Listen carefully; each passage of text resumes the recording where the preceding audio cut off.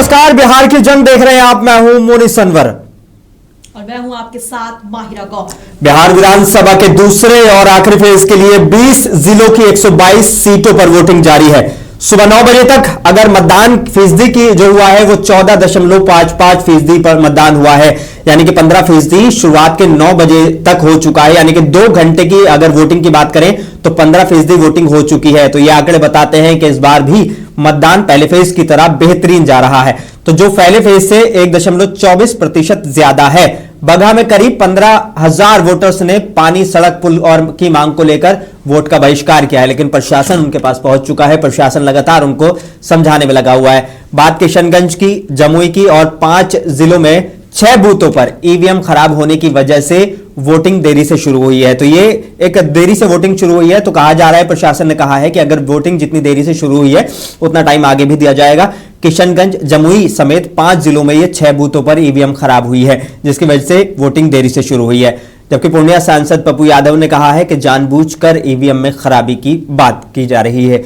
ये ताकि वोट चोरी हो सके। यानी कि अब अगर कोई टेक्निकल ग्लिच भी आ रहा है तो विपक्ष उसको सीधे तौर पर वोट चोरी से जोड़कर देख रहा है। दूसरे फेज में 12 मंत्रियों समेत 1302 उम्मीदवार मैदान में हैं, जिनकी किस्मत का फैसला आज 3,70,00,000 मतदाता करेंगे। 20 जिलों की 45,399 बूथों पर वोटिंग चल रही है। इनमें 4109 बूथों को संवेदनशील घोषित किया है। यानी कि आप आंकड़ा लगा सकते हैं, अंदाजा लगा सकते हैं कि जो 45,399 जो बूथ हैं उसमें से 4109, यानी कि अगर आकर माने तो बहुत सारे, एक बड़ी तादाद में जो बूथ हैं उनको संवेदनशील घोषित किया गया है। वहां पर पुलिस फोर्स ज्यादा डिप्लॉयड की गई है। संवेदनशील बूथों पर शाम 4 से 5 बजे तक वोटिंग होनी है। बाकी जगह 6 बजे तक वोटिंग खत्म हो जाएगी, जबकि शाम 6 बजे तक ही मतदान होंगे कुछ जगह पर। तो नतीजे 14 नवंबर को आएंगे।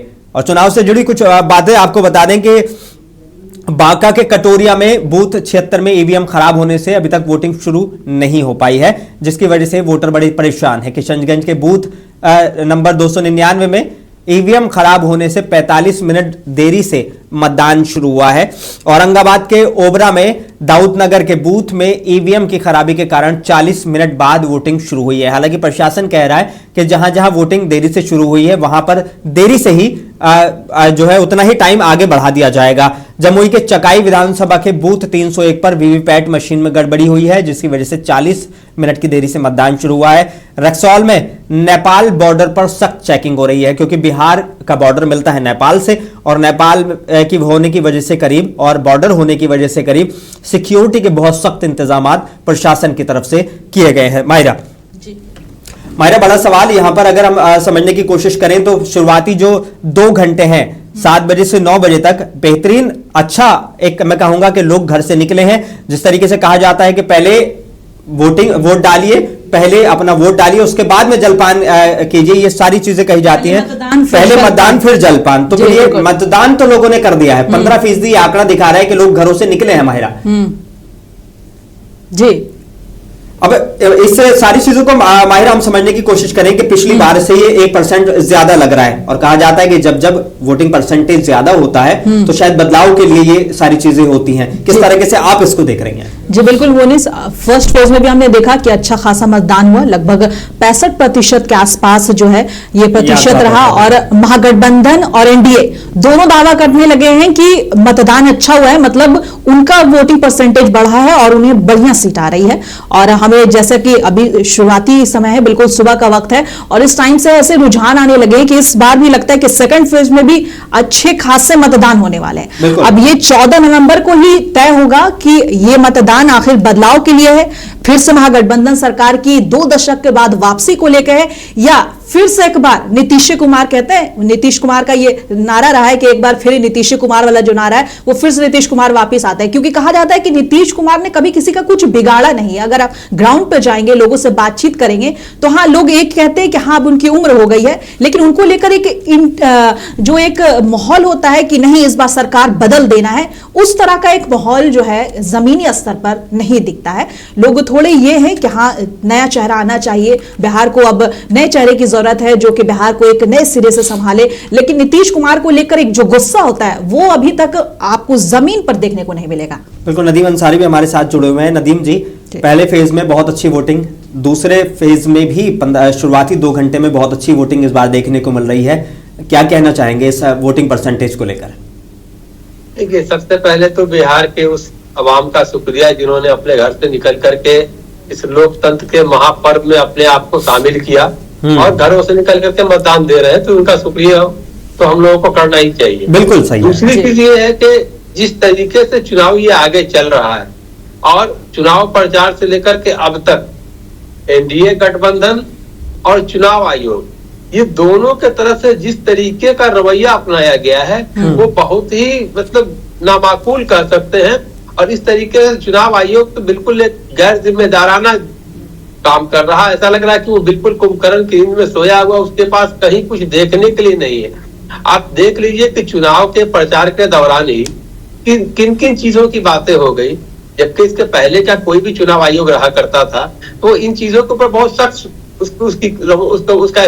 उसका रवैया रहता था, बहुत कड़े तरीके से हर एक चीजों को देखता था। लेकिन यहाँ बिल्कुल कुंभकर्ण की नींद पे गणेश कुमार जी सोए हुए हैं और वो तो अब वोट चोरी का एक बहुत बड़ा सिंबल बन गए हैं। आने वाले समय में हो सकता है कि उनको भारत में जो है वोट चोर का एक सिंबल बना दिया जाए और कहीं ना कहीं उनकी एक प्रतिमा भी लगाई जाए कि भारत में एक ऐसा भी चुनाव आयोग आया था जो वोट चोरी करता था। अभी देखिए कि आप देखें कि हरियाणा करनाल से और गुड़गांव से वहां से ट्रेनें चलाई जा रही हैं। ट्रेनों में कौन आ रहे हैं? तो बीजेपी के लोग आ रहे हैं, बजाबता उनके गले में उनकी पार्टी का पट्टा दिया जा रहा है। और ये स्पेशल ट्रेन क्यों चलाई जा रही है? आप ये आपको पता है कि इलेक्शन में अगर हम अपने कोई भी पॉलिटिकल पार्टीज अपनी गाड़ी में भी अगर अपने घर से लेकर के पोलिंग बूथ तक किसी को ले जाता है तो वो गैर कानूनी है। उस सब इलेक्शन कमीशन के रूल्स में वो नहीं है। लेकिन यहाँ बीजेपी दूसरे राज्यों से लोगों को ट्रेन भर भर के ला रही है, बजाबता अपने पट्टे उनको पहना के ला रही है और चुनाव आयोग सोया हुआ है। कोई उसके ऊपर हम लोग इतनी जगह कंप्लेन कर चुके हैं, लेकिन चुनाव आयोग इसके ऊपर कोई जवाब नहीं दे रहा। कितनी चीज आप आएंगे, कितनी शिकायतें हुई है इसको लेकर आपकी तरफ से? शिकायतें हुई है। ठीक है, नदीम जी दूसरे सवाल पे आएंगे। जरा बताइए कि अगर हम 2020 का आंकड़ा देखें तो सेकेंड फेज का चुनाव जो 122 सीटों पर है, इन पिछली बार 2020 में 122 सीटों पर महागठबंधन थोड़ा कमजोर दिखी थी और एनडीए भारी था। जबकि फर्स्ट फेज की बात करें तो महागठबंधन स्ट्रांग था और एनडीए थोड़ा कमजोर था। तो इस बार आपकी तैयारी कैसी है? क्या लगता है कि पिछले बार का जो रिकॉर्ड रहा है कि एनडीए ने अच्छा प्रदर्शन किया है, इस बार एनडीए कमजोर पड़ेगा? हालांकि सुबह से वोटिंग प्रतिशत भी अच्छी हो रही है, तो क्या लगता है इस बार आपकी तैयारी कितनी मजबूत है? देखिए, हम लोग बिल्कुल बिहार को एक नए तरीके से बदलने के लिए हम लोगों ने अपनी मैनिफेस्टो से लेकर के जो भी चीजें जनता के सामने रखनी थी हम लोगों ने खुल करके और जनता के सामने रखी है।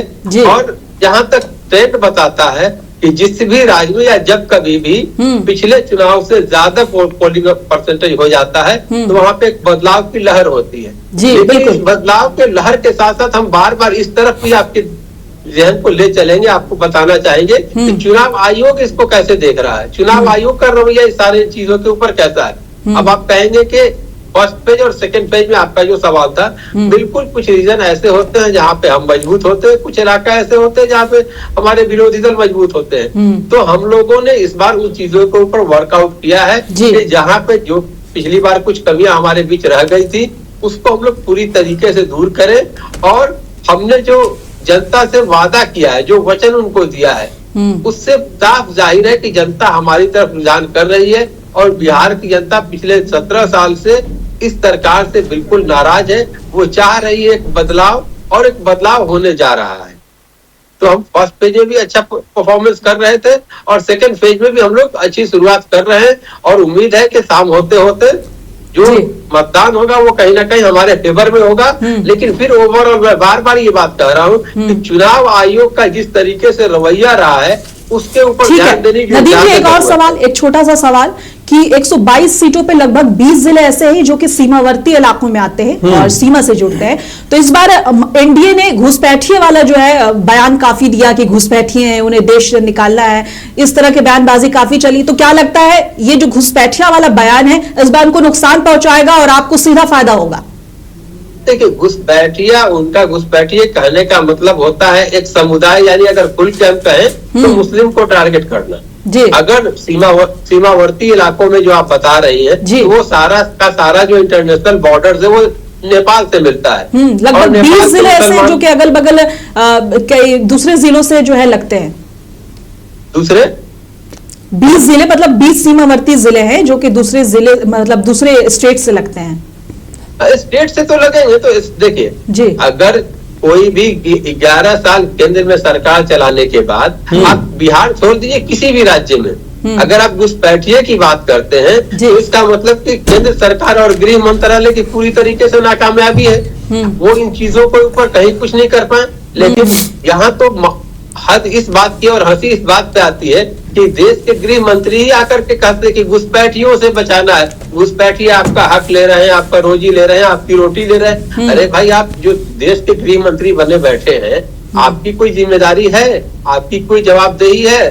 तो आप जब आप ही कह रहे हैं कि घुसपैठिया आ रहा है, इसका मतलब आप अपने आप को फेल्योर साबित कर रहे हैं। बिल्कुल, पीएम मोदी का भी इस तरह का बयान सामने आया था चुनावी रैलियों के दौरान। बिल्कुल, और चुनावी रैली ही नहीं। लेकिन एक चीज समझना चाहता हूँ नदीम जी, एक चीज समझना चाहता हूं। ठीक है, आप बता रहे हैं कि पहले फेज में हम मान के चलते हैं कि महागठबंधन को बढ़त मिली है, दूसरे फेज में भी आप कह रहे हैं कि शाम होते होते चीजें बेहतर हो जाएंगी, लेकिन एक तरफ हताशा भी दिख रही है आपके लफ्जों में। एक तरफ आप कह रहे हैं कि जीत के बड़े बड़े दावे, दूसरी तरफ हताशा ये दिख रही है। बार बार आप चुनाव आयोग की तरफ एक ठीकरा फोड़ने पर लगे हुए हैं कि ये सारी चीजें, अगर चुनाव आयोग वोट चोरी कर रहा है तो फिर जीत के दावे आपको करने नहीं चाहिए, और अगर जीत के दावे कर रहे हैं तो फिर कहीं ना कहीं ये वोट चोरी वाले मामले थोड़े से ठंडे पड़ जाते हैं। देखिए, वोट चोरी बिल्कुल एक अलग मामला है, और बिहार में जो इलेक्शन हो रहा है उसमें हम अगर अपने आप को दावा कर रहे हैं, देखिए अगर चुनाव आयोग वोट चोरी कर रहा है बीजेपी के कहने पे, एनडीए के कहने पे, तो आप कुछ भी कर लीजिए, कितने भी वोट अपने पक्ष में डलवा लीजिए, 100 के 100 वोट भी डलवा लेंगे, तब भी आप जीतने वाले नहीं है अगर ये वोट चोरी के दावे आपके ठीक हैं तो। नहीं, देखिए, यही तो मैं कह रहा हूं कि आप जिस तरीके से हरियाणा का रिपोर्ट राहुल जी ने रखा है, मेरा ये कहना है कि अगर किसी घर में चोर आता है और कुछ कीमती जेवरात और नकद कैश और बाकी चीजों को लेकर चला जाता है, कुछ चीजों को छोड़ देता है, तो चोरी तो वहां हुई है ना। अब आप टेबल मेज और वहां बाकी जो बेड टूट गए हैं, तो उसको आप तो नहीं कहेंगे कि चोर ने चोरी नहीं की है, चोर ने चोरी की है। तो अगर बिहार में हम सरकार बनाएंगे भी तो जिस बहुमत से हमको बनाना चाहिए, उसमें कहीं ना कहीं चुनाव आयोग इंटरवीन कर रहा है और वो अपने तरीके से चाह रहा है। चूंकि देखिए, 2 एग्जाम्पल देकर के मैं आपको आगे नहीं बोलूंगा। हाँ। अभी बिहार का इलेक्शन चल ही रहा है, यहाँ देखिए कि कई एक जगह यहाँ स्ट्रॉन्ग रूम में ईवीएम मशीन रखी गई है, वहाँ के कंट्रोल रूम के सीसीटीवी बंद हो रहे हैं। हम लोगों ने उसके खिलाफ भी कंप्लेन की है। यही बिहार है, आप चले जाइए समस्तीपुर के इलाके में, वहीं से आपको वीवीपैट के पर्ची भी सड़कों पे आपको और नालों में मिल रही है। तो इन सारी चीजों को देख करके आप कैसे यकीन कर सकते हैं कि चुनाव आयोग निष्पक्ष है? ठीक है, आप हमारे साथ जुड़े रहे हैं। मैं ग्राउंड रिपोर्ट ले लेता हूं कि उसके ऊपर उंगली उठाई जाए। ठीक है, मैं ग्राउंड रिपोर्ट ले लेता हूं। जियाउर रहमान हमारे रिपोर्टर जुड़े हुए हैं बिहार से हमारे साथ। मैं ग्राउंड रिपोर्ट ले लेता हूं किस तरह की वोटिंग परसेंटेज हो रही है। जिया, क्या हालात हैं अभी वहां पर?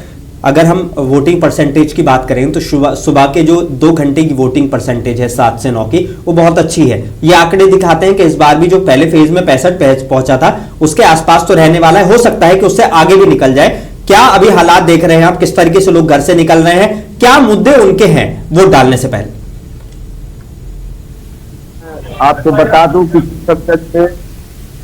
वोटिंग का परसेंटेज अच्छा है, और खासतौर यहाँ टोटल 4 विधानसभा है, 4 विधानसभा में 12 लाख है, जो पूर्वक लोग जितने भी पर देख रहे हैं कि बहुत उत्साह से, और सबका यही कहना है, बहुल क्षेत्र है, आबादी मुस्लिम की है, लोगों का कहना है तो विकास के नाम पर और माइक को थोड़ा सा करीब ले आए जिया, थोड़ी सी आवाज आपकी जो है वो नहीं हम तक पहुंच पा रही, थोड़ी सी ग्लिच उसमें हो रहा है। थोड़ा सा माइक को, जो आपका माइक है वो करीब ले आए एयरफोन का, फिर आप हमसे बात करें। जी जी तो कहने का मतलब है कि यहाँ जो भी वोटिंग हो रही है सब एक फैक्टर यहाँ ओबीसी साहब का भी आ रहा है। हाँ, तो यहाँ उनका कहना है कि यहाँ लोग ज्यादातर युवा जो है हाँ, हाँ, वो ओवैसी साहब को चाहते हैं, इसलिए उन पर वोट देने के लिए करते हैं, क्योंकि उनका कहना है कि अब गरीब आने का कार्य नहीं करेंगे और अब एकदम हम लोग अपनी पार्टी से अपना सरकार बनाने का।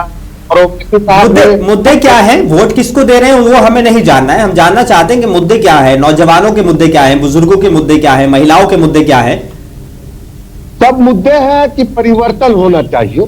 यहाँ का जो मुद्दा है परिवर्तन, क्योंकि पिछले बार एमआईएम 2 सीट था, इस बार एमआईएम सब राजद पे चले जाने के कारण से फिर बार एमआईएम अपनी ताकत हो चुकी है और कह रहे हैं कि हम लोग यहाँ विकास करेंगे, मगर लोगों का कहना है कि हम दे रहे हैं।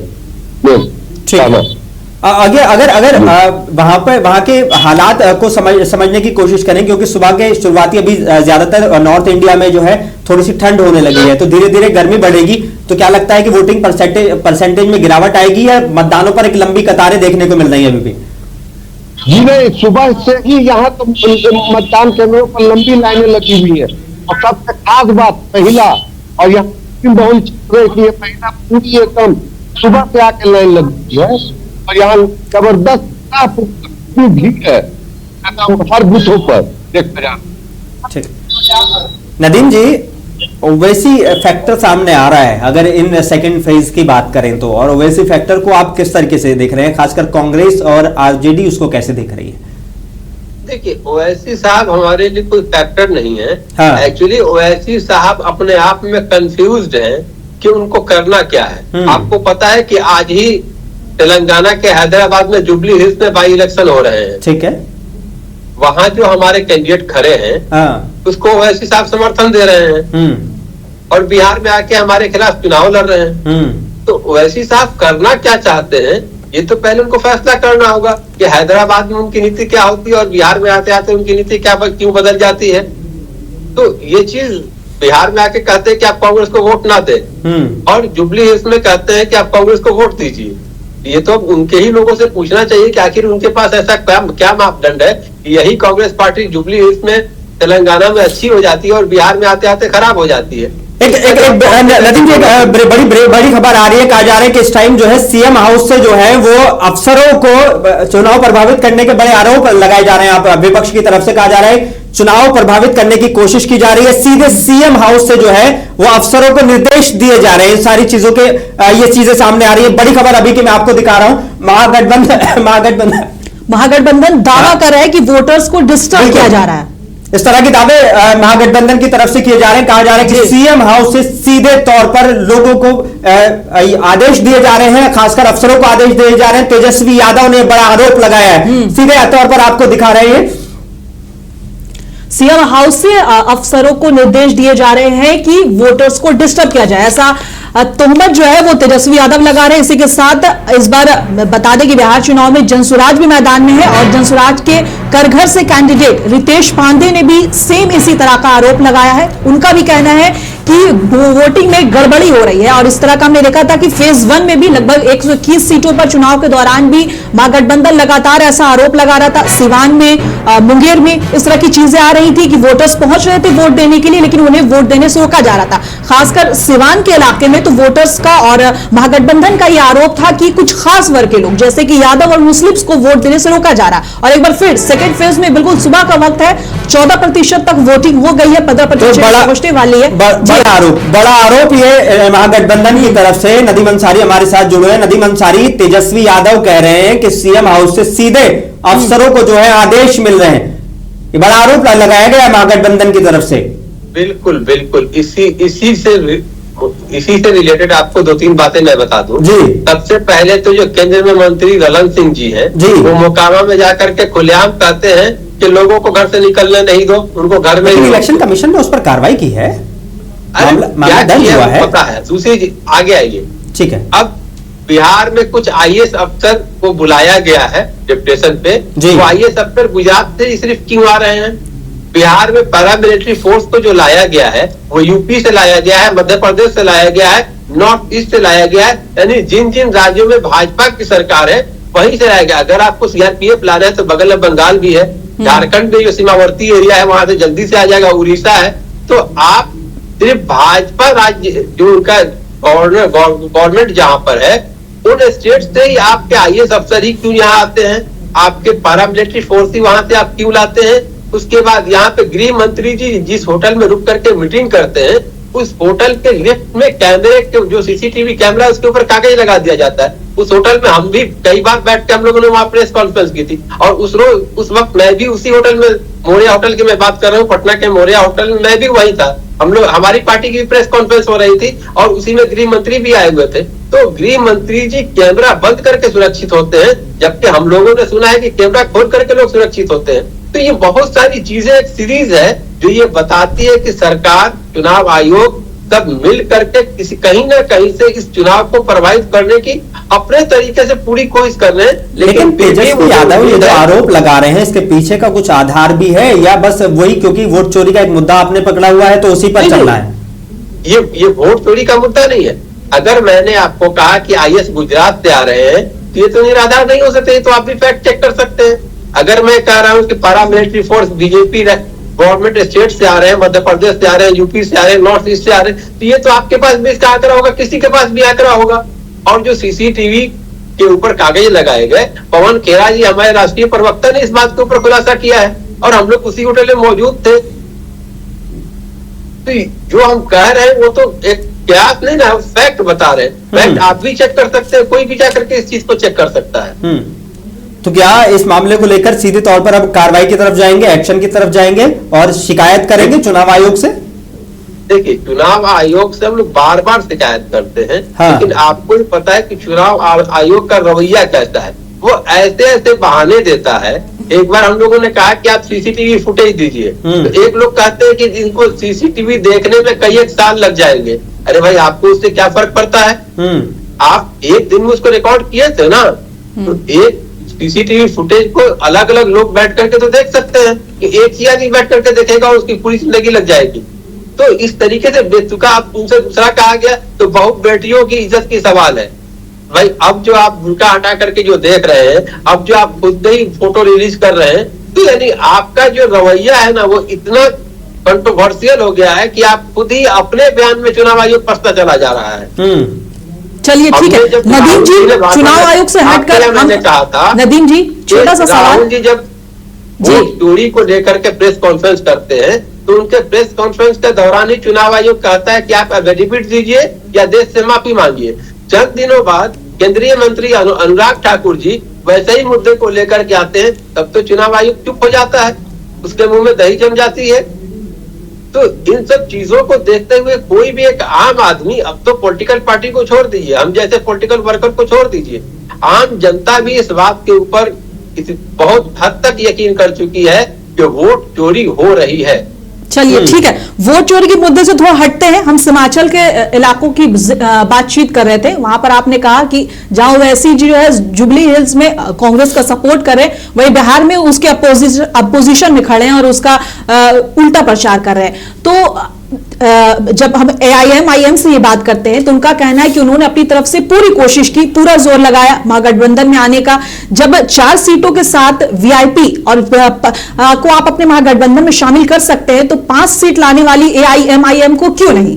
वो ये बोल रहे हैं कि हमने अपनी तरफ से पूरी कोशिश की, हमने पूरा ताकत लगाया कि इस बार एनडीए की सरकार ना आए, हम महागठबंधन के साथ मिलकर लड़े, लेकिन महागठबंधन वालों ने हमें नहीं आने दिया, उनका साफ कहना है। तो अब हम क्या करें? अब तो हम अपने लिए तो आवाज उठाएंगे ही नहीं। और आपका भी एक अलग रवैया दिखाता है। आप जो है तेलंगाना में उनसे समर्थन ले लेते हैं, लेकिन बिहार में समर्थन लेने से इनकार कर देते हैं, समर्थन देने से भी इनकार कर देते हैं। जबकि अगर वोटिंग प्रतिशत की बात करें तो VIP और उनके अगर कंप्रोमाइज, उनका कंपेरिजन किया जाए तो जहां VIP को आप मुख्यमंत्री का पद दे देते हैं, हाँ, उन्हें अच्छी खासी सीट दे देते हैं, जबकि पिछले बार उनका प्रदर्शन AIM से तो कम रहा था, 4 सीटें थी और AIM की 5 सीटें। देखिए, कुछ पॉलिटिकल ऐसी बातें होती जिस तरीके से गठबंधन जो है वो बड़े लेवल पे इसकी तैयारी होती है। और जहां तक हमारी कांग्रेस पार्टी की सवाल है, तो कांग्रेस पार्टी से जहां तक मुझे अभी तक जो जानकारी है कि ओवैसी साहब के किसी लोगों ने कांग्रेस पार्टी से गठबंधन की बात नहीं की थी। वो आरजेडी के यहाँ जरूर गए थे, वो उनके यहाँ से क्या जवाब मिला नहीं मिला इसके ऊपर मैं नहीं जाना चाहता हूँ, लेकिन हमारे यहाँ वो आए नहीं और अच्छा ठीक है, उसके ऊपर कोई बात नहीं की। ठीक ठीक। उषा जी भी जुड़ गई हैं, वही सवाल उषा जी से। उषा जी, बड़ा इल्जाम लगा रहे हैं तेजस्वी यादव, कह रहे हैं कि सीधे सीएम ऑफिस से जो है, सीएम कार्यालय से अधिकारियों को निर्देश दिए जा रहे हैं वोटिंग में खलल डालने के लिए, वोटर्स को वोट नहीं डालने देने के लिए। इस तरीके से आरोप आपके ऊपर लगाए जा रहे हैं, क्या कहना चाहेंगे इन पर? जी जी, विपक्ष में बैठे हैं तो आरोप तो कुछ ना कुछ लगाते रहेंगे, लेकिन इनका आरोप जो है वह बिना आधार का है, आधार विहीन है। इस तरह का आरोप लगाना हमारे लोकतंत्र की हत्या का काम करना है। ये भी ऐसा कुछ भी साक्ष्य है तो आप साक्ष्य पेश कर सकते हैं, लेकिन आपके पास कोई साक्ष्य नहीं है, सिर्फ साक्ष्य विहीन आप बोल रहे हैं, तो यह हमारे सही नहीं है। हमारे जो वोटर्स हैं, उन मतदान करने वाले हैं, उनको गुमराह करना हुआ। ऐसा कुछ भी नहीं है कि हमारे जो अधिकारी हैं वो कुछ कर रहे हैं, अधिकारी एक अलग है। 3 आरोप लगाए जनता पार्टी नदीम अंसारी जी ने, क्योंकि आप देर से जुड़ी, 3 आरोप लगाए। पहला आरोप उन्होंने लगाया कि सीएम कार्यालय से जो है, मतलब ये तेजस्वी यादव की तरफ से आरोप आया था, उन्होंने भी उसकी मतलब तायद की है। उन्होंने कहा कि सीएम हाउस से जो है अफसरों को निर्देश दिए जा रहे हैं, पहला। दूसरा कि जितने आईएएस अधिकारी डिप्लॉयड किए गए हैं इस टाइम बिहार में, वो ज्यादातर गुजरात से हैं। तीसरा उन्होंने आरोप लगाया कि जो भी फोर्स यहां पर मंगाई गई है इलेक्शन के लिए, वो मध्य प्रदेश से मंगाई गई है, वो उत्तर प्रदेश से मंगाई गई है, वो ऐसे राज्यों से मंगाई गई है जहां बीजेपी शासित राज्य है। इस तरह का उन्होंने आरोप लगाया। कहा कि झारखंड से भी मंगाई जा सकती थी, वेस्ट बंगाल से भी मंगाई जा सकती थी, ये तो पड़ोसी राज्य हैं, ज्यादा जल्दी आ भी जाती, फिर ये वहीं से क्यों आ रहे हैं, और सारे आईएएस अधिकारी गुजरात से ही क्यों आ रहे हैं? जी जी, ये अभी विपक्ष में बैठे हैं तो ये कुछ भी बोल सकते हैं, कुछ भी हमारे ऊपर आरोप लगा सकते हैं, लेकिन हमारी जो चुनाव आयोग है, चुनाव जो काम करती है, चुनाव प्रबंधन जो है, वो अपना काम करती है, अपने अनुसार काम करती है, उसमें हमारा तो कोई हस्तक्षेप है नहीं। इनका आरोप लगाना काम है, आरोप लगा सकते हैं, लेकिन वो कहां से फोर्स मंगा रही है, कहां से अधिकारी मंगा रहे हैं, या उनका काम है, हमारे भारतीय जनता पार्टी का काम नहीं है। लेकिन इनका काम है आरोप लगाना, आरोप लगा सकते हैं, क्योंकि ये चुनाव हार रहे हैं, ये अपनी सरकार ले रहे हैं। ये इनको पता चल चुका है कि एनडीए की सरकार बन रही है, एनडीए पूरी तरह से जीत रही है। ये बौखलाहट में इस तरह का आरोप प्रत्यारोप लगा रहे हैं, लेकिन ये आरोप कहीं भी तथ्य नहीं है, कहीं भी आप है एविडेंस तो दिखा सकते हैं कि ऐसा है वैसा है। और रही बात वो फोर्स मंगाने की या जो भी है, चुनाव आयोग को जो मन है, जैसे मन है वैसे कर रहा है। हमारे भारतीय जनता पार्टी से उसको कोई लेना देना नहीं है। चुनाव आयोग अलग है और हमारी पार्टी जो है वो अलग है। बौखलाहट है नदीम जी, बौखलाहट है, हार की बौखलाहट, इसकी वजह से ये कुछ भी आरोप लगा सकते हैं। एनडीए को अभी पिछले आपने देखा मतदान जो हुआ कितना शांतिपूर्ण ढंग से अच्छे से हुआ। हम लोग 162 सीटों पर आ रहे हैं। इस बार हमारी उम्मीद है कि 100 या 110 सीटों पर हम दूसरे चरण में आने वाले हैं, क्योंकि हमारी तेज रफ्तार की जो विकास है, बिहार के जो विकास है, तेज रफ्तार की विकास सभी जनता को, मतदान करने वाले को दिख रहा है। हमारे रोड, सड़क हो या आप देखिए हॉस्पिटल हो, शिक्षा में आधुनिकीकरण हो, 125 यूनिट बिजली फ्री हो, वृद्धा दिव्यांग पेंशन हो, या हमारे महिला उषा जी एक सवाल सुन लीजिए, अनेक योजना दिया गया। उषा जी चलिए ठीक है, आप कह रही हैं कि आपने अच्छा खासा मतलब एनडीए सरकार ने काफी बिहार में विकास किया है, लेकिन जब विकास का मुद्दा लेकर आपके नेता जब जमीन पर जाते हैं तो वहां उनका काफी विरोध दिख रहा है। चाहे वो क्या कहते हैं, अभी हमने डिप्टी सीएम हो, पिछले हमने फेज 1 में देखा कि विजय सिन्हा का काफी विरोध हुआ, गोबर फेंके गए और फिर क्या कहते हैं वापस जाओ के नारे लगे। इसके साथ ही सुरेशी सिंह, उनका भी हमने एक वीडियो देखा, काफी वायरल हुआ, आपके बीजेपी से ही विधायक हैं जमुई से, सो उनका भी एक वीडियो काफी वायरल हुआ जिसमें उन्हें जमीन पर लोग कह रहे हैं कि आपने 5 साल में कोई काम नहीं किया। तारकिशोर प्रसाद से पत्रकार सवाल करते हैं, वो पत्रकार का हाथ मरोड़ देते हैं, माइक खींच लेते हैं, सवाल पूछने पर गुस्सा, इस तरह की कई तरह के वीडियो सामने है। तो जब जनता इतनी खुश है तो इस तरह की चीजें क्यों हो रही हैं? हाँ, हमने एक और देखा, ललन सिंह और सम्राट चौधरी चुनाव प्रचार कर रहे हैं और एक साथ गाड़ी पर है, उस पर भी लोग सवाल पूछ रहे हैं कि जवाब दीजिए, हॉस्पिटल क्यों नहीं बना। इस तरह की कई वीडियो जो है सोशल मीडिया पर पटी पड़ी है और आप कहती हैं कि किसी तरह का कोई विरोध नहीं है और हम अच्छी सीटों से वापस आ रहे हैं, क्या कहेंगी? मैं ये बोलना चाहती हूँ कि जो हमारे डिप्टी सीएम विजय सिन्हा जी पर जो गोबर फेंका गया या चप्पल जूता फेंका गया, वो हमारा आरजेडी समर्थकों द्वारा फेंका गया। उनको, वो बहुत ही ईमानदार नेता है, साफ छवि के है, उनके ऊपर कोई दाग नहीं लगाया जा सकता है, ऐसे वो नेता है हमारे। लेकिन उषा जी 2020 में भी जब लखीसराय के इलाके में विजय सिन्हा प्रचार प्रसार के लिए पहुंचे थे, उस दौरान भी उनका विरोध हुआ था। मतलब हर साल उनका विरोध हो रहा है, ऐसा क्यों? चलिए अगर उनकी बात अगर छोड़ भी दें, आप कह रही कि आरजेडी है, लेकिन वहां पे ज्यादातर हमें आम जनता देखिए, हमने भी वीडियो देखा है। लेकिन ललन सिंह पर क्या कहेंगी? सम्राट चौधरी से लोग पूछ रहे हैं, उन पे क्या कहेंगी? श्रेयसी सिंह से लोग पूछ रहे हैं, उनसे क्या कहेंगी? तारकिशोर प्रसाद माइक छीन रहे हैं, विकास के सवाल पर पत्रकार की हाथे ऐंठते हुए दिख रहे हैं, वीडियो सबके सामने, इन सब पर क्या कहेंगी? जनता स्वतंत्र है अपने प्रश्न करने के लिए, लेकिन ये कोई भी सरकार हो, कोई भी तारकिशोर प्रसाद बाकायदा धमकी देते दिखे कि जेल डाल दो।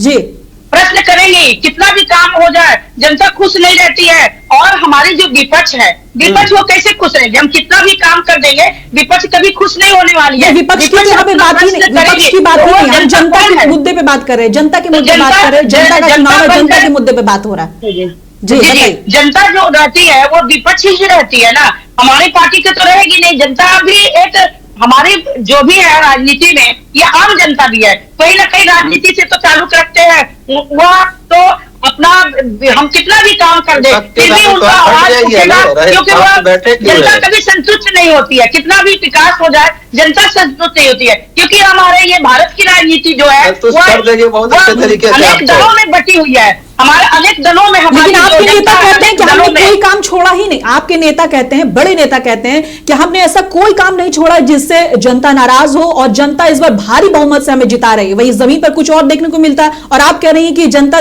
के लिए जितना भी कर दो वो सवाल करेगी। ये कैसा तर्क है? जी नहीं, हमारा विकास तो दिख रहा है। बिहार कहां से कहां हम पहुंच गए, बिहार हमारी कहां से कहां पहुंच गई। बिहार जो हमारे बंद हो गया, पलायन उद्योग बन गया, छात्रों को लाठी मिल रही है, पेपर लीक हो रहा है, यही तो आपने पहुंचा दिया है। जब शहनाज जी उद्योग मंत्री बने थे तो बिहार में सबसे अधिक इथेनॉल फैक्ट्री लाने वाला बिहार है। अभी भारत का सबसे शहनाज जी को दोबारा क्यों नहीं बनाया गया? वो तो बेचारे कब से परेशान है, ना टिकट मिल रहा है, उनको तो समझ नहीं आ रहा है कि जाए तो जाए कहाँ जाए, ना टिकट मिल रहा है, कंफ्यूज हो गए हैं।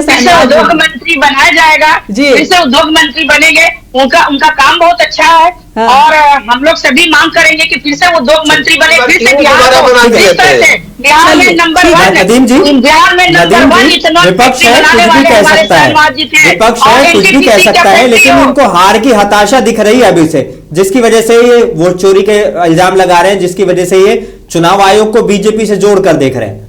देखिए, मैडम ने कहा कि जनता है विपक्ष के साथ रहती है, तो जनता जब विपक्ष के साथ हो ही गई है तो इनको तो स्वतः छोड़ देना चाहिए। अब आए इनके पूरे, थोड़ा सा वक्त दीजिए, मैं इनके सारे सवाल का एक एक करके जवाब देता हूँ। सबसे पहले ये कह रही हैं कि चुनाव आयोग से हमारा कोई लेना देना नहीं है। आपका अगर कोई लेना देना नहीं है तो सवाल हम चुनाव आयोग से करते हैं, तो आपके मंत्री, पूर्व मंत्री, प्रवक्ता, नेता, सब लोग की एक लंबी कतार लग जाती है चुनाव आयोग को डिफेंड करने में। आप क्यों डिफेंड कर रहे हैं भाई? हमारा सवाल तो चुनाव आयोग से है, चुनाव आयोग सामने आए, वो हमको बताए। तो चुनाव आयोग आए या ना आए, उससे पहले भाजपा आयोग जरूर चला आता है, क्योंकि भाजपा और चुनाव आयोग दोनों एक ही सिक्के के दो पहलू बन गए हैं। अभी मैडम कह रही थी कि इस पेज में 122 सीटों में हम 110 सीट जीत रहे हैं। मैं उनको चैलेंज करता हूँ कि अगर 110 सीट वो जीत जाएंगी दूसरे पेज में, तो मैं राजनीति छोड़ दूंगा। क्या वो इस बात चैलेंज को ले रही कि वो राजनीति छोड़ देंगी अगर एनडीए गठबंधन बड़ा चैलेंज है आपकी तरफ? सीट जीत जाए? नहीं, हम लोग 100 सीट तो हम लोग लेंगे ही। इस बार दूसरे फेज का हम लोग 100 सीट ले गए हैं, इसमें कोई अभी दो तो मत नहीं है, दो मत नहीं है, क्योंकि हमारी जो लेकिन उषा जी बड़ा चैलेंज दे रहे हैं आपको, बड़ा चैलेंज दे रहे हैं, साफ तौर पर कह रहे हैं कि अगर 110 इन्होंने जीत ली तो मैं वोटिंग मैं बिल्कुल राजनीति छोड़ दूंगा।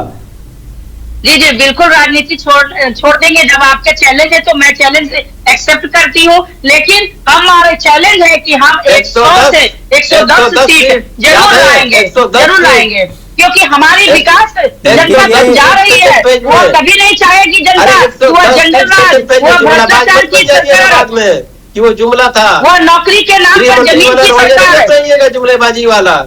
अरे नहीं, तो हम लोग जुमलेबाजी कभी नहीं करते हैं। उषा जी बड़ा आंकड़ा है, देखिए 20 जिलों में 122 सीटों पर वोटिंग हो रही है और 122 में से आप दावे कर रही हैं कि 110 सीटें आप जीत रही हैं, तो ये बड़ा दावा है। मतलब एक तरह से 90% सीटों पर आप अपना कब्जा जता रही हैं, फिर तो यही खेल खत्म हो जाएगा। सेकंड वो जो फर्स्ट फेज के वोटिंग उसकी सीटों की जरूरत भी नहीं पड़ेगी आपको।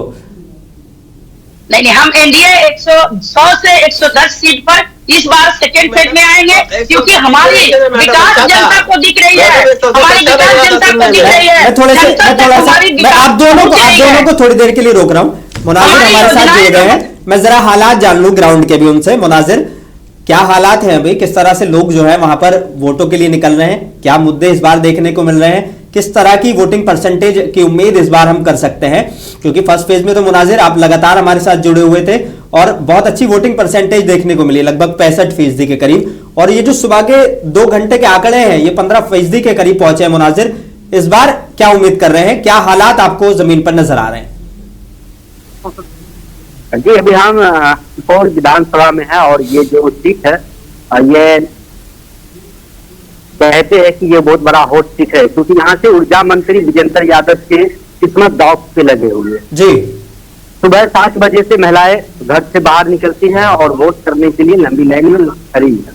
और यहाँ पर जब हमने कई लोगों से बातचीत की, कई युवाओं से बातचीत की, युवाओं का कहना है कि इस बार हम लोग परिवर्तन चाहते हैं। अब बहुत हुआ, 20 साल से हम लोग लाठी खा रहे हैं, अपना हक अधिकार मांगते हैं तो हमको लाठियां दी जाती है, जहां नौकरी मांगते हैं वहां लाठियां दी जाती है। इस बार हम लोग परिवर्तन चाहते हैं और काफी महिलाएं यहाँ तक जिस तरह से सुबह के मुखिया नीतीश कुमार महिला जीविका दीदी के खाते में 10-10 हजार रुपए दिए थे, 2 करोड़ 70 लाख दीदियों के अकाउंट में रुपए दिए हैं। हालांकि उन लोगों का भी कहना हुआ कि हम लोग अपने बच्चे के भविष्य के लिए इस बार मतदान करेंगे, क्योंकि बहुत हुआ है और ये पैसा जो दिए है ये पैसा हम लोग का खुद का पैसा है जो इस बार हम लोग को दिया जा रहा है। तो कहीं न कहीं इस तरह की बात सामने आई है और युवा ज्यादातर 14 लाख युवा बेरोजगार है बिहार में, तो ये सारी चीजों को देखकर इस बार युवा भी वोट कर रहे हैं। बहुत हुआ महंगाई, मैं चाहूंगा अगर आपके पास में लोग हैं वहां पर आप उनसे बात कर सके। ये मत पूछिएगा बिल्कुल भी कि किसको वोट आपने दिया है या किसको आप वोट देने जा रहे हैं, मुद्दे क्या है, किन मुद्दों को लेकर नौजवान वोट कर रहा है वो उनसे जानने की मैं कोशिश करूंगा। नदीम जी भी हमारे साथ कांग्रेस से जुड़े हुए हैं, बीजेपी भी जुड़ी हुई है, मुद्दे पूछिएगा, वोट बिल्कुल कतई किसी को नहीं, जानने की कोशिश कीजिए। हमारे दोनों प्रवक्ता भी आपको सुन रहे हैं। जी दिनेश जी, हम कुछ युवा है इनसे भी जान लेते हैं क्या मुद्दा है और इन मुद्दों पर ये लोग वोट कर रहे हैं। क्या नाम है भाई साहब आपका? मेरा नाम मोहम्मद साबुद्दीन हुआ। क्या मुद्दा है, किन मुद्दों पर वोट किए? मुद्दा इस बार सिर्फ रोजगार है और हम सारे युवा इस बार रोजगार। अच्छा, रोजगार मांगते हैं। क्या लगता है आने वाली सरकार में आप लोग को रोजगार मिलेंगे? जरूर मिलेंगे, जुमलेबाज होंगे। की बात सुनेंगे, अगर एक बालू को रेगिस्तान बनाया जा सकता है तो एक बिहार को चमकाया जा सकता है और ये सिर्फ युवा करे। चलिए बताइए, आप बताइए।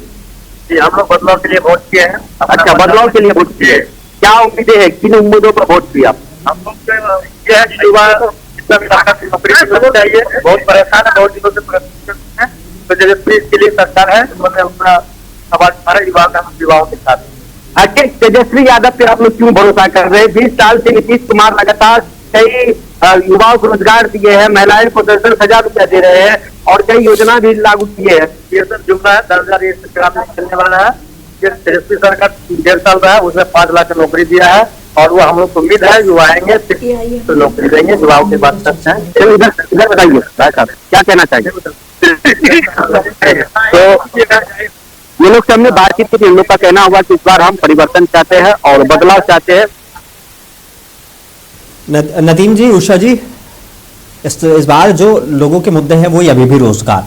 उषा जी, एक छोटा सा सवाल पहले आपसे। देखिए, इसमें कोई शक नहीं है कि हर घर से एक शख्स को कभी भी रोजगार नहीं दिया जा सकता। सरकारी नौकरी तो बिल्कुल नहीं दी जा सकती। रोजगार दिया जा सकता है, उसके अलग तरीके होते हैं। या तो उनको रोजगार से जोड़ दो या उनको इस तरह की चीजें मुहैया करा दो जिससे वो कुछ कारोबार कर सके। लेकिन हकीकत यह है कि हर घर से सबको सरकारी नौकरी नहीं दी जा सकती। लेकिन फिर भी अगर विकास के दावे होते हैं, 20 साल की सरकारें होती हैं, तो 20 साल का एक रिपोर्ट कार्ड तो बनता है। और जब ये सारी चीजें हम करते हैं, जब हम सारी चीजों को समझने की कोशिश करते हैं और जनता से लगातार हम जब जुड़े रहते हैं, तो कहीं ना कहीं उनकी परेशानियों का हर रोज एक सॉल्यूशन होता है। परेशानियां आती हैं, सॉल्यूशन होता है। लेकिन जब वोटिंग जारी हो, हम देखते हैं कि विकास के आप दावे जरूर करते हैं, लेकिन चुनावी रैलियों में कहीं भी वो सारी चीजें बिल्कुल गायब नजर आ रही हैं। मुद्दे बिल्कुल भटके हुए हैं, ना तो इधर से मुद्दे की कोई सुनाई दे रही है जोर, ना आपकी तरफ से सुनाई दे रहे हैं। 2-3 मुद्दे, पलायन, बेरोजगारी, ये सब बार बार उठा रहे हैं। लेकिन क्या लगता है कि नीतीश कुमार वाकई 20 साल में वो विकास कर पाए जिससे उनको लोग दोबारा से भरोसा करेंगे 25 साल यानी कि 5 साल और देने के लिए? जी, हाँ, नीतीश कुमार पर हमारी जनता पूरी तरह से विश्वास कर रही है, क्योंकि वो रोजगार भी दे रहे हैं, पलायन भी रोक रहे हैं। पलायन किए हुए इतनी सुरक्षा हो गई है, इतने लोग अपने को सेफ महसूस करने लगे हैं बिहार में कि पलायन किए हुए लोग भी अब वापस आने लगे हैं। बिहार में अभी 4 लाख लोगों को सरकारी नौकरियां दी गई, 10 लाख लोगों को 10 लाख युवाओं को भी रोजगार नौकरियां दी जाएगी। प्राइवेट सेक्टर में बहुत सारी नौकरियां हमारे बिहार में आने लगी है। हमारे युवा जो है वो हमारे नीतीश कुमार को पूरी तरह से विश्वास कर रहा है। महिलाएं भी विश्वास कर रही है, किसान भी विश्वास कर रहे हैं, वृद्ध भी विश्वास कर रहे हैं। हमारे एनडीए सरकार पर पूरी तरह से आश्वस्त है। नीतीश कुमार जी हमारे मुख्यमंत्री बनेंगे, यह पूरी तरह से जनता आश्वस्त है, इसलिए उनको वोट कर रही है और दे रही है। हम एक बड़ा इल्जाम नदीम जी लगा रहे थे, ये छोटा सा सवाल आपसे ले लेता हूँ। नदीम जी एक बड़ा इल्जाम लगा रहे थे, तब तक आप आई नहीं थी, हमारे साथ जुड़ नहीं पाई थी। वो कह रहे थे कि ट्रेनें भर भर के आ रही हैं हरियाणा से। इसके पीछे का कारण क्या है? कि बिल्कुल हरियाणा का पैटर्न अपनाने की कोशिश है कि जहां उत्तर प्रदेश से जो है सीधे तौर पर। अच्छा, में बड़ी ब्रेकिंग आ रही है, दूसरे चरण के लिए मतदान जारी है और जनता दल यूनाइटेड की तरफ से एक बड़ी बात, नीतीश कुमार राजीव रंजन के पटना स्थित आवास पर पहुंचे। नीतीश कुमार राजीव रंजन से मुलाकात करने के लिए पहुंचे हैं।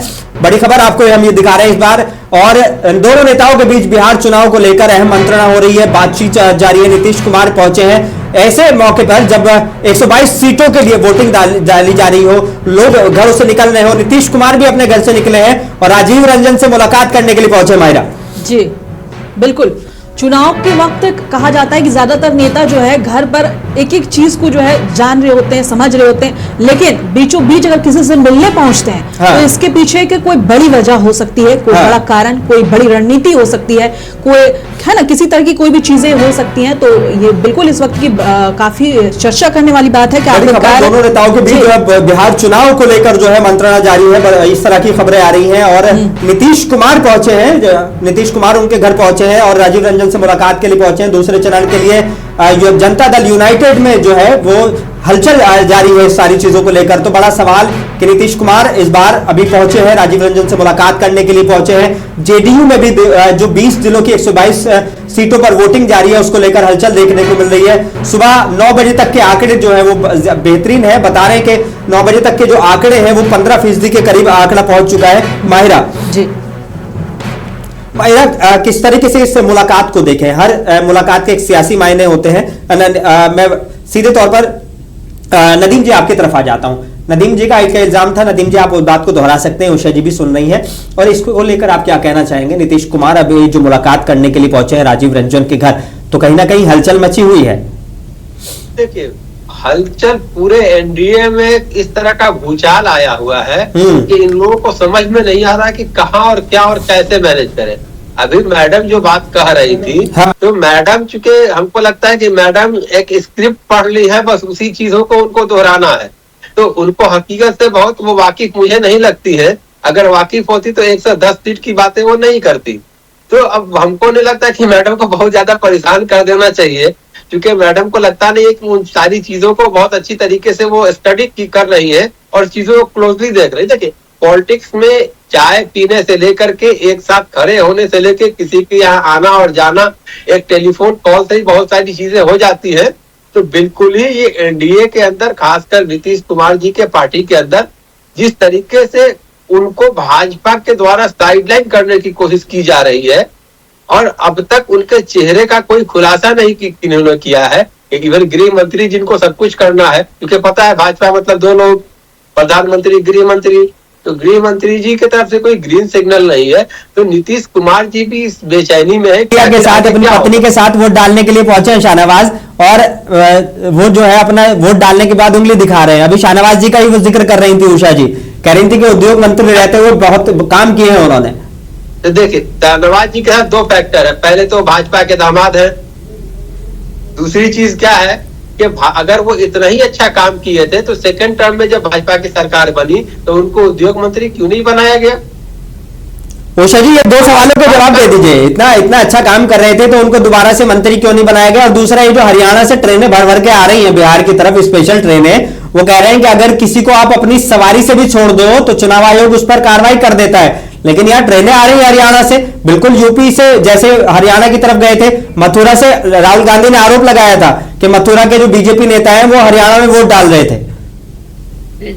मैं पहले इनके प्रश्न का एक उत्तर दे दूं कि वो भाजपा के दामाद क्यों बोल रहे हैं। हाँ। वो तो हमारे भाजपा के नेता हैं, सबसे युवा काल में बनने वाले नेता हैं। उनसे सीखना चाहिए और लोगों को कि किस प्रकार से नेता अपने राजनीतिक कैरियर को उन्होंने संघर्ष भरे जीवन से प्रारंभ किया है। तो ये तो पहले तो कितने इन्होंने ओछी तरह से बात कर रहे हैं कि वो हमारे दामाद हैं या संघर्ष करके अपने जीवन के उस मुकाम को पाया है। पहले ये तो हमें क्लियर कर दे।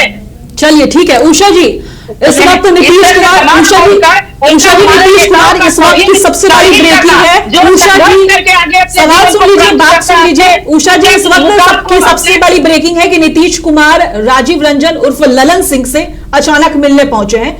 अचानक से वोटिंग चल रही है सेकंड फेज की 122 सीटों पर। नीतीश कुमार की ललन सिंह से मुलाकात बहुत कुछ कहती है। खबर आ रही है कि ये मुलाकात इस वजह से भी है क्योंकि उनके घटक नेता है, मतलब एनडीए के जो बाकी, जैसे एलजेपीआर के अभी राजेश जो है वो उनके सांसद जो, उन्होंने एक बयान दिया जब उनसे सीएम फेस को लेकर सवाल पूछा गया तो उन्होंने एक घुमा फिरा जवाब दिया और ये नहीं कहा कि नीतीश कुमार ही मुख्यमंत्री चेहरा होंगे। ऐसे बाकी नेताओं के भी बयान हो रहे, कह रहे कि इसी बात को लेकर नीतीश कुमार थोड़ा जो है परेशान हो गए और अचानक से वो ललन सिंह से मिलने पहुंचे और जेडीयू में एक बड़ी मीटिंग चल रही है कि आखिर जब चुनाव के इतने करीब 14 नवंबर को जो है चुनावी परिणाम आना है और सेकंड फिक्स का चुनाव चल रहा है और इस बीच में जो एनडीए के घटक दल के जो नेता है इस तरह के बयान क्यों दे रहे हैं? वो नीतीश कुमार को मुख्यमंत्री मानने से इनकार क्यों कर रही है? एक बहुत बड़ी खबर है इस वक्त की।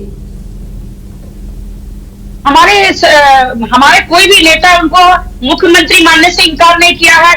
हमारा स्लोगन भी चल रहा था कि नीतीश कुमार हमारे मुख्यमंत्री बनेंगे। नीतीश कुमार जी के चेहरे पर हम चुनाव लड़ रहे हैं। हमारे जो तेजी से रफ्तार जो है एनडीए सरकार के, हमारे सबसे बिहार के सबसे मुख्य नेता वही है। इसे आधार पर हमारी चुनाव एलजेपी से राजेश वर्मा ने अभी बयान दिया है जब उनसे पूछा गया कि नीतीश कुमार ही मुख्यमंत्री चेहरा होंगे अगर आपकी पार्टी आ रही है, एनडीए जो है वापसी कर रही है अगर फिर से 2025 में, तो उन्होंने इस बात का से इनकार कर दिया। उन्होंने घुमा फिरा के एक टेढ़ा कुबड़ा से एक जवाब दिया। और तो इसके बाद और भी कई नेता हैं जिनके ऐसे बयान है, जिसके बाद से नीतीश कुमार अचानक से ललन सिंह से मिलने पहुंचे। नहीं, नीतीश कुमार जी हमारे, देखिएगा हमारी जो भाजपा के सभी नेता हैं और हमारे जो घटक दल भी है वो भी मान रहे हैं। कोई नेता कुछ भी बयान हमको तो आपको नाम बता दिया, राजेश वर्मा एलजेपी के सांसद हैं खगड़िया से। नहीं, तो जरूरी नहीं है कि उनके बयान को माना जाएगा। चिराग पासवान जी ने तो नहीं कहा ना। देखिए घटक दल के कोई भी नेता हमारे भी जी राजेश वर्मा जी क्या बोला ये उनका पर्सनल चीज हो सकता है, लेकिन हमारे बोला नीतीश मुरेठा क्यों मानते थे सम्राट चौधरी?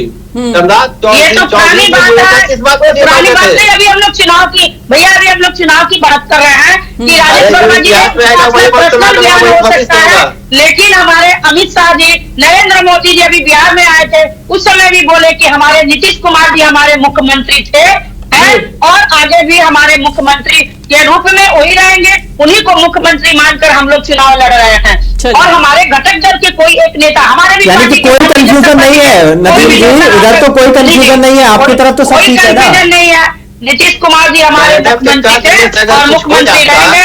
तो बहुत बातें होती है। आपको ही पता है कि भाजपा में दो लोगों की पार्टी है। इनके और किसी के कहने से कुछ नहीं होगा। अमित शाह जी जो कहेंगे, नरेंद्र मोदी जी जो कहेंगे वही होता है। तो मैडम को अभी नहीं उसके बारे में आइडिया है कि किन लोगों ने पूरे चुनावी प्रक्रिया के दौरान प्रधानमंत्री ने क्या क्या, गृह मंत्री जी ने क्या क्या, मुख्यमंत्री फेस के बारे में अभी ललन बाबू की बात हो रही थी, उन्होंने क्या कहा, बाकी नेताओं ने क्या कहा। तो ये नीतीश बाबू को गुमराह करने की कोशिश है। और जिस तरीके से नीतीश बाबू का अपमान किया गया था होटल मोरिया में इनके मैनिफेस्टो रिलीज के दौरान, बीजेपी घेराबंदी में लाई और घेराबंदी में लेकर चली गई। तो ये बिहार की जनता और बिहार के मुख्यमंत्री का अपमान भाजपा कर रही है। ये लोग कहाँ की बात करते हैं? किसी दूसरे दुनिया से लगता है ये लोग उठ के चले आए हैं।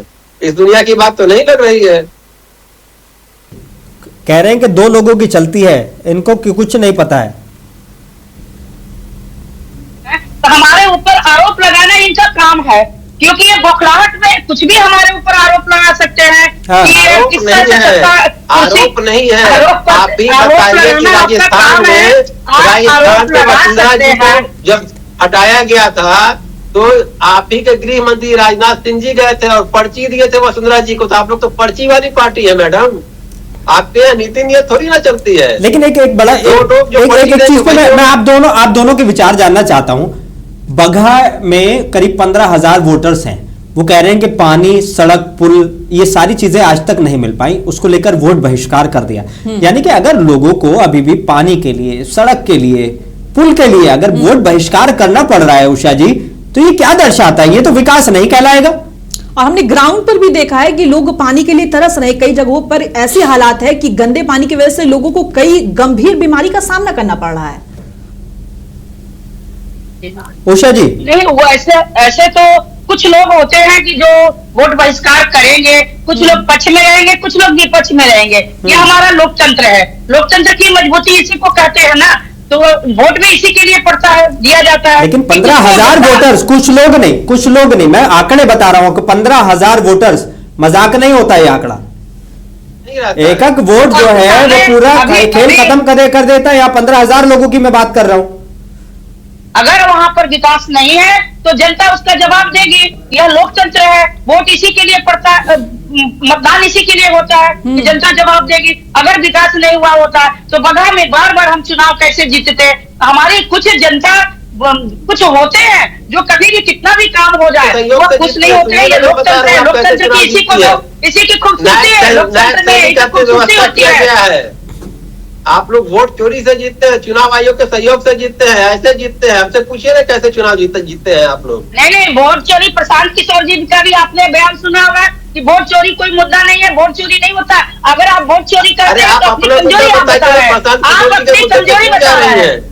आप विपक्ष अपनी कमजोरी बता रहे हैं। अगर वोट चोरी की बात कर रहे हैं तो विपक्ष की कमजोरी हुई। आप इसका मतलब कमजोर है, आप अपने को कमजोर दर्शा रहे हैं। तो कैसे भारतीय जनता पार्टी कैसे वोट चोरी कर सकती है? चुनाव आयोग एक अलग आयोग है। ठीक है सर। नदीम जी, देखिए, जब ईवीएम बाहर निकाली जाती हैं उनकी जांच की जाती है और जांच करने के बाद ही सारी जो है लोगों को देकर डिस्पैच की जाती हैं, उनके बूथों पर पहुंचाई जाती हैं। किशनगंज, जमुई, ऐसे 5 जिले हैं इनको मिलाकर जहां 6 बूथों पर ईवीएम खराब होने की वजह से वोटिंग देर से शुरू हुई। और इसको लेकर पूर्णिया से सांसद हैं पप्पू यादव, उन्होंने कह दिया कि जानबूझकर ईवीएम में खराबी की जा रही है ताकि वोट चोरी कर सके। अगर ये सारी चीजें अब सामने आएंगी तो इसको लेकर क्या कहेंगे? क्योंकि पहले से तैयारियां होती है इलेक्शन कमीशन की। हालांकि हम कहते हैं कि टेक्निकल मामला है, हो सकता है ये सारी परेशानियां आ जाएं, लेकिन जब इतने बड़े पैमाने पर ये परेशानियां आती हैं तो फिर वो सारी चीजों पर एक सवाल या निशान लगने लग जाते हैं।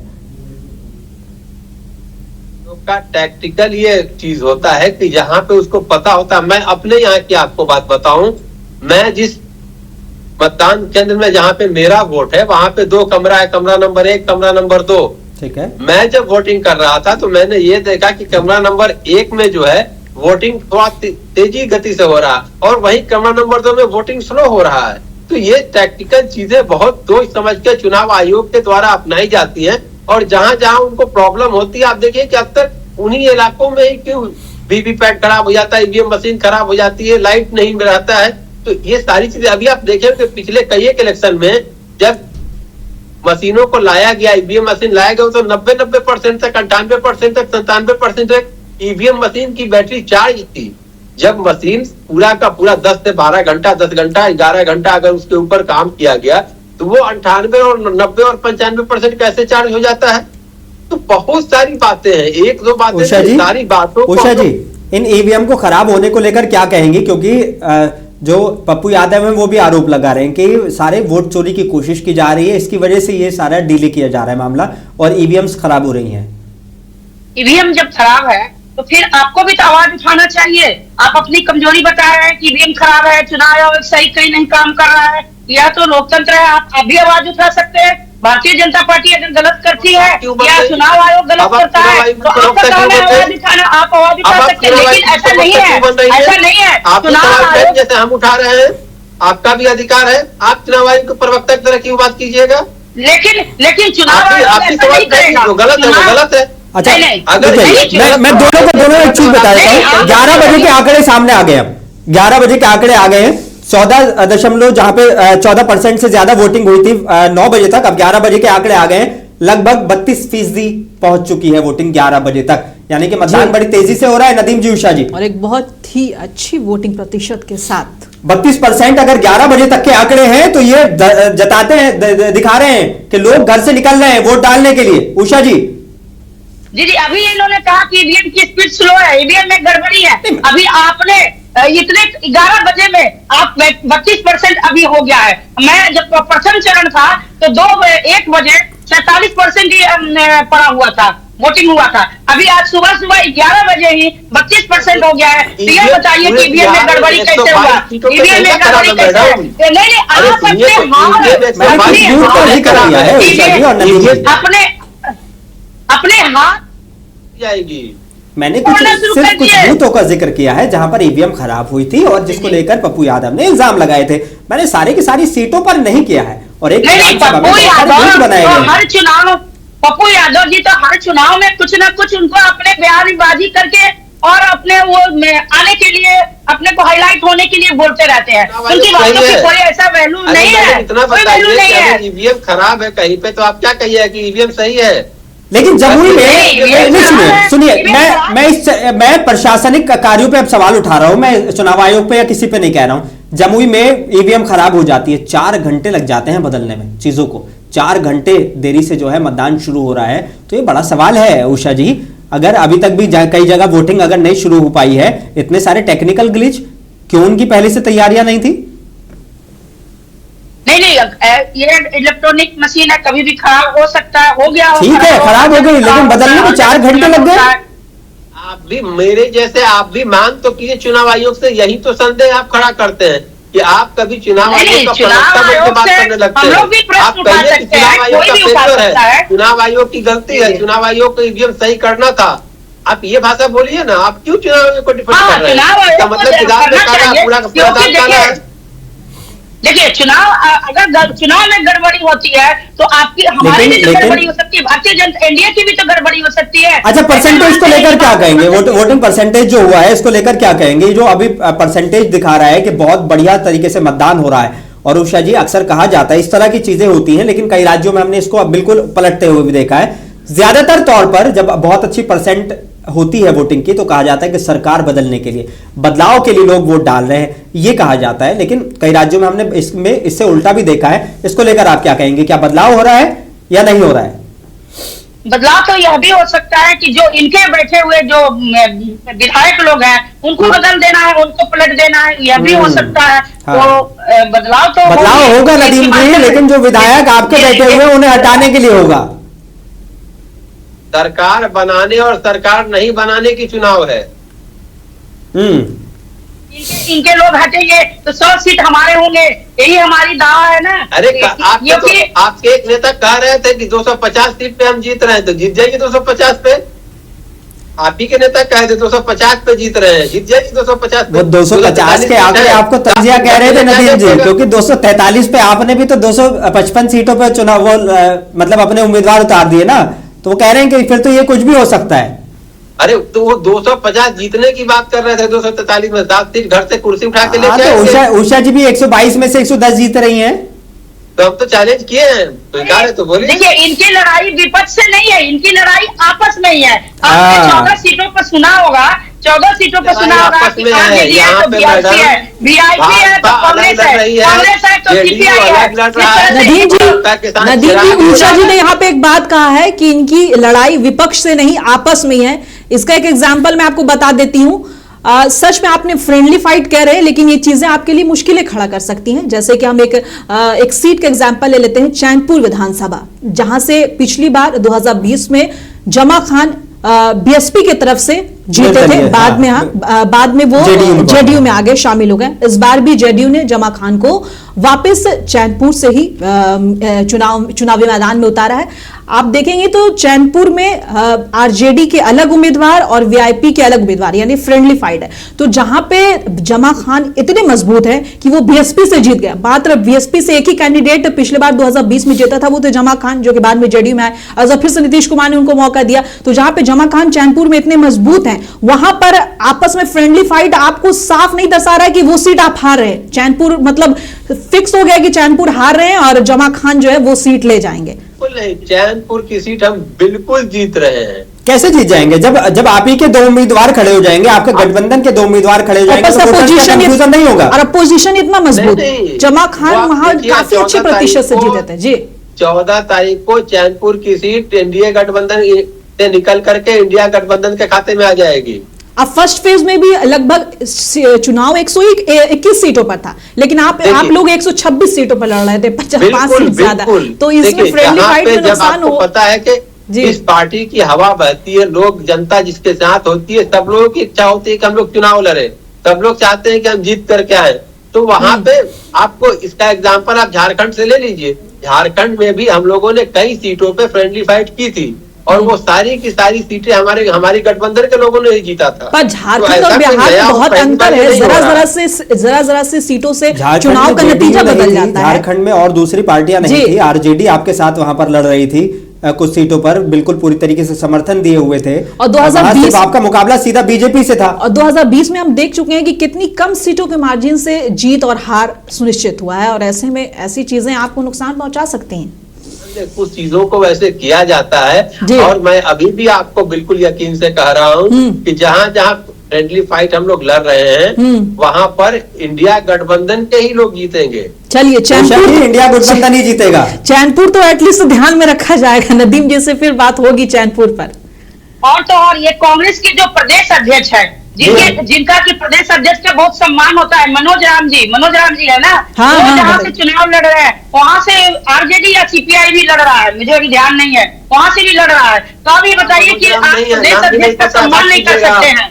आप एक पार्टी के, अपने ही पार्टी के प्रदेश अध्यक्ष का सम्मान नहीं करते हैं, वहाँ पर दूसरी पार्टी भी आप ही की पार्टी अभी लड़ा देती है। आपस में आप लोग वो सीट पे लड़ रहे हैं। नहीं, कौन लड़ रहा है? उषा जी, उस सीट पर ऐसी कोई प्रदेश अध्यक्ष जी जहाँ से लड़ रहे थे। अच्छा, एक बात बताइए मैडम, एक बात बताइए, राजेश राम जी किस सीट से लड़ रहे हैं? हाँ, वो औरंगाबाद की कोई सीट है, वहीं से लड़ रहे हैं। औरंगाबाद की कोई सीट है, वहीं से लड़ रहे हैं ना वो। क्या है कीजिए, अरे कुटुंबा से लड़ रहे हैं, औरंगाबाद के बगल में कुटुंबा से होमवर्क पूरा किया, तो ऐसा ही बोलिएगा। अरे मैडम, हवा वाली बात छोड़ दीजिए। हवाबाजी चला गया, आपकी 14 सीटों पर फाइट है, उड़ाया जाता था हवाई जमीन पे, न नाम पता है न गाँव पता है, चले हैं बात करने। चलिए, इसलिए मैं ज्यादा ध्यान नहीं की थी, मेरा अपने क्षेत्रों पर ध्यान रहता है, लेकिन मैं बता रही हूँ कि मैं अभी 14 सीटों पर आपकी आपसी लड़ाई है या नहीं है, ये बता दीजिए। ये चीज को मानिए, कुटुंबा में मेरे को ध्यान नहीं आ रहा था, औरंगाबाद में सही पकड़ी थी। आप ये बताइए 14 सीटों पर आपकी आपसी फाइट है कि नहीं है, आपसी लड़ाई है कि नहीं? आप ये इसको तो क्लियर कीजिए, पहले क्लियर कीजिए कि आपसी लड़ाई है कि नहीं। 14 सीट तो आप ऑलरेडी पहले से हार चुके हैं। देखिए, उषा जी बात कर रही है, नदीम जी जवाब दीजिए। मैं आपसे छोटा सा पॉइंट इसमें ऐड कर देता हूँ। नॉमिनेशन फॉर्म पे भरने नहीं आता है आपके चिराग पासवान जी का पार्टी को, और 4 लोगों का नॉमिनेशन रद्द हो गया, उसके बारे में क्या कहिएगा? नहीं, आपके पार्टी के वीआईपी के कितने लोगों का नॉमिनेशन रद्द हुआ और किसका? मैं आपने जो बात बोला ना, ठीक है उषा जी, उषा जी और नदीम जी, बहुत बहुत शुक्रिया आपका हमारे साथ जुड़ने के लिए, क्योंकि अब वक्त की कमी है। हमारे रिपोर्टर भी हमारे साथ जुड़े हुए हैं, मैं उनसे भी आप चर्चा करेंगे, लेकिन आप दोनों ने हमें अपना कीमती वक्त दिया ऐसे मौके पर। बहुत बहुत शुक्रिया आपका हमारे साथ जुड़ने के लिए। माहिरा, एक चीज मैं समझना चाहता हूं आपसे, आप दोनों का बहुत शुक्रिया हमारे साथ। माहिरा, एक चीज मैं समझना चाहता हूं, इस बार जो है हॉट सीट का बड़ा जिक्र हमने पिछली बार कर रहे थे, हम इस पर चर्चा कर रहे थे। इस बार भी कई सारे मंत्रियों की जो है किस्मत दांव पर है। क्या कहेंगे इन सारी चीजों को लेकर माहिरा? क्योंकि अगर हम इन सारी चीजों को समझना चाहें, सुबह 9 बजे बहुत अच्छा मतदान, सुबह 11 बजे बहुत अच्छा मतदान, वोटर्स निकल रहे हैं, कुछ छुटपुट परेशानियां आ रही हैं, लेकिन ये सारी चीज है। तो कई सारे मंत्रियों की भी इस बार सेकंड फेज में किस्मत दांव पर है। किस सीट पर हम सबसे ज्यादा नजर रखें? खासकर अगर हम बात करें, किशनगंज को लेकर भी बड़ी चर्चाएं हो रही हैं। बिल्कुल। देखिए, खास अगर हम पहले फेज के चुनाव की बात करें तो फर्स्ट फेज में लगभग 30 ऐसी सीटें थी जो कि हॉट सीट में शुमार थी और जिसमें से बहुत बड़े बड़े चेहरे भी थे। लेकिन ये नहीं कहा जा सकता कि फेज 2 में ऐसा नहीं, फेज 2 में भी ऐसी सीटें हैं। लेकिन इस बार सीमांचल के एरिया में काफी लोगों की नजरें हैं, क्योंकि सीमांचल में पिछली बार AIM ने लगभग 5 सीटें जीती थी, लेकिन इस बार कह रहे हैं कि AIMIM का लगभग 1-2 सीट निकल सकता है, और वो भी कंफर्म नहीं माना जा रहा है कि निकल जाएगा।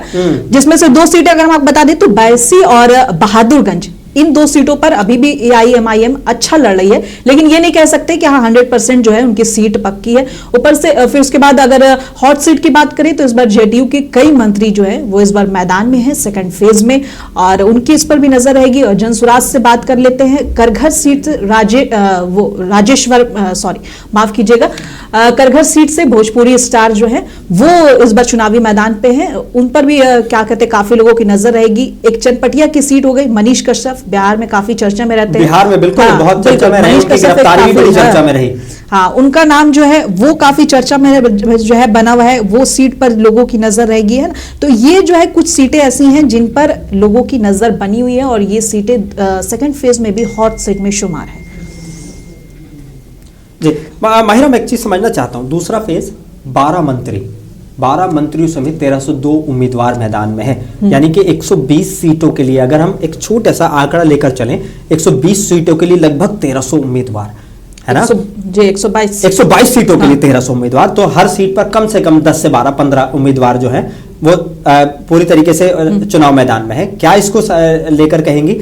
और खासकर जमा खान का आपने जिक्र किया, BSP से पिछली बार जीतते हैं, JDU में आते हैं, JDU उनको मंत्री बना देती है, और कहा जा रहा था कि जब वो BSP से जीत सकते हैं, जिनकी सिर्फ 1 सीट आई थी, तो इस बार JDU से हैं और इस बार मंत्री रहते हुए उन्होंने काम भी किया है, और नीतीश कुमार के बड़े भरोसेमंद भी बन गए थे वो, और ये कहा जा रहा था। और नीतीश कुमार अक्सर उनके बुलावे पर हर प्रोग्राम में भी शिरकत करने के लिए जाते थे।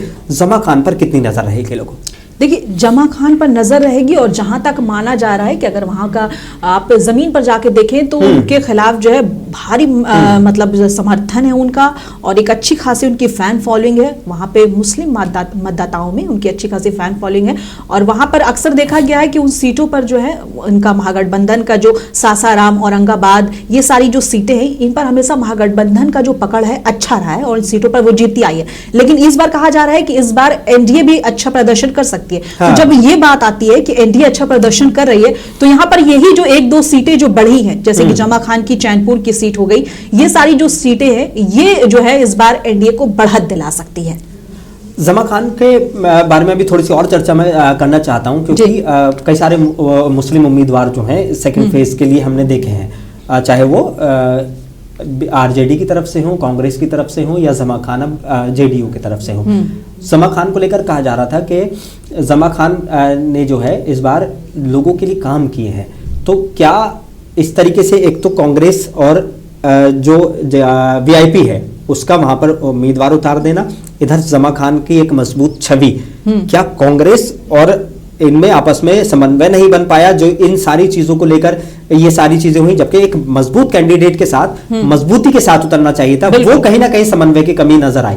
देखिए, फ्रेंडली फाइट का जो मुद्दा है महागठबंधन में, ये तो एक बड़ा मुद्दा ही है, और कहीं ना कहीं तय है कि ये महागठबंधन को नुकसान पहुंचाएगी 2025 के लोकसभा माफ कीजिएगा विधानसभा चुनाव में। कई सीटें ऐसी हैं जहां पे उन्होंने गलतियां की हैं, जिनमें से एक चैनपुर की चर्चा काफी मानी जा रही है कि जहां पे जमा खान मजबूत थे।